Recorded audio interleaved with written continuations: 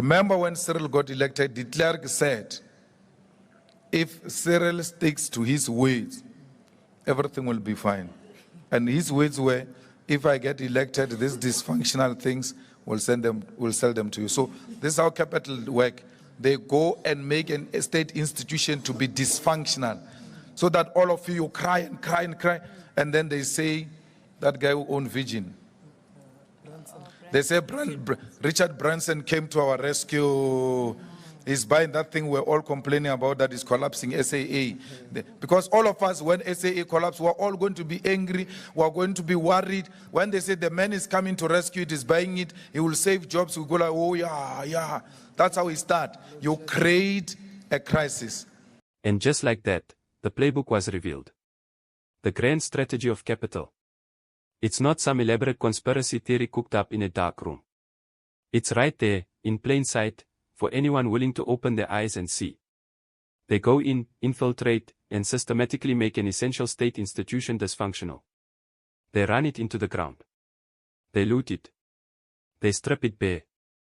And all of us, the citizens, we cry and cry and cry. We scream about incompetence, about corruption, about the lights going out, about the trains not running, about the planes not flying. And then, when the chaos is at its peak, when the public outcry reaches a fever pitch, they parade out the savior. Oh, he's a man of vision. A titan of industry. Someone like Richard Branson, perhaps, comes to our rescue. He's buying that very thing we've all been complaining about, that very thing that has been collapsing right before our eyes. Think about it, South African Airways. A national emblem, brought to its knees. When SAA collapses, what are we? We are angry. We are worried. We are facing job losses, a dent to our national pride. And then, like a knight in shining armor, the man comes to rescue it. He's buying it. He'll save jobs. And what do? We, the weary, the desperate, the brainwashed, we go like, oh, yeah. Thank goodness. Finally, someone is doing something. This, my friends, is the oldest trick in the book. You create a crisis. You orchestrate the collapse. You allow the suffering to fester. And then you swoop in, a benevolent capitalist, to pick up the pieces, at a fraction of their worth, under the guise of saving us all. It's a masterclass in crisis capitalism, and Ramaphosa, whether by design or by sheer, unfathomable idiocy, has been its chief enabler. Let's talk about Cyril Ramaphosa's relationship with prominent business people in South Africa. It's not a secret, it's his entire political brand. He is the preferred candidate of big business, the one who speaks their language, the one who understands their needs. We were told this was a good thing, that his business acumen would translate into economic growth for all. But whose growth are we talking about? We've seen him hobnobbing with everyone from Patrice to Rupert, from the mining magnates to the financial giants. They are his peers, his confidants, and, some would argue, his puppeteers. When Eskom is crumbling, who are the independent power producers waiting in the wings? When Transnet struggles, who stands to benefit from privatized logistics? When SAA is grounded, who swoops in to snatch up valuable routes and assets?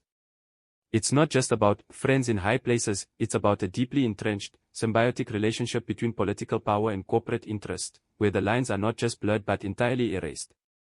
This is the very essence of what happens when you elect a president whose primary allegiance seems to be to capital, not to the citizens he swore to serve. And what has been the cost of this cozy relationship? Let's look at the sectors of our economy that have not just struggled but have actively collapsed under Ramaphosa's rule. Eskom. The lifeblood of our economy, plunged into perpetual darkness. Load shedding, stages 1 through 8, a constant, debilitating reality that has crippled businesses, destroyed livelihoods, and sent investors fleeing. We are told it's decades of mismanagement, and yes, that's part of it. But under Ramaphosa, the crisis has intensified, with no clear, sustainable solution in sight. The narrative shifts, but the power cuts remain. Transnet. Our ports, our rail network, the arteries of our trade. Grinding to a halt. Coal stuck in wagons, unable to reach ports. Containers piling up. This isn't just an inconvenience, it's an economic catastrophe that costs our country billions and erodes our competitiveness on the global stage. South African Airways, SAA. Grounded. Rescued. grounded again. A once proud national airline, now a symbol of national shame, a black hole of taxpayer money, ultimately sold off for pennies on the rand to a private entity, while the public was fed a narrative of it saving it. PRASA. Our passenger rail system, once vital for millions of commuters, is now largely defunct. Stations vandalized, tracks stolen, trains non-existent. People are forced into expensive, dangerous alternatives, while billions earmarked for revitalization seemingly vanish into thin air. These aren't just statistics. These are the backbone of our nation. These are the institutions that were supposed to serve the people, to drive economic activity, to create jobs.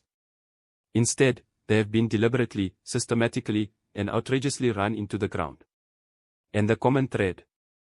The constant narrative of dysfunction that precedes that rescue by private capital. And this brings me to the absolute, mind-boggling idiocy on Ramaphosa's side to allow his own legacy, and more importantly, his country, to go down the drain over this. Is he truly that naive? Does he genuinely believe that the electorate, the people who suffer the daily indignities of this manufactured crisis, won't see through it? He came in promising a new dawn, an end to state capture, a return to good governance. Instead, we have witnessed a different kind of capture, one where public assets are meticulously weakened and then transferred into private hands, often with questionable transparency and benefit to the general populace. This is not about progress, it's about plunder.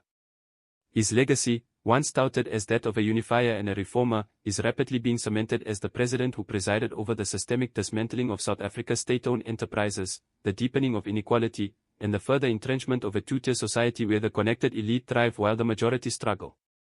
For a man who was once a prominent trade unionist, a champion of workers' rights, this is an astonishing, almost unbelievable betrayal. Has the allure of wealth and the comfort of the elite truly blinded him to the suffering of ordinary South Africans? Does he genuinely believe that a nation whose infrastructure has been privatized, whose essential services are run for profit, will somehow magically thrive? The new dawn has turned into a long, dark night for millions of South Africans. And the promise that everything will be fine if Cyril sticks to his words. Well, he stuck to his words, all right. He stuck to the words whispered in the exclusive boardrooms and the lavish dinners. He stuck to the words of selling off our collective inheritance. And in doing so, he has not only jeopardized his own legacy but has set our beloved country on a treacherous path from which it may take generations to recover. The crisis was created. The saviors emerged. And South Africa paid the price. Will we ever truly recover from this manufactured chaos? Only time will tell. But one thing is clear, the people are watching, and the anger is building.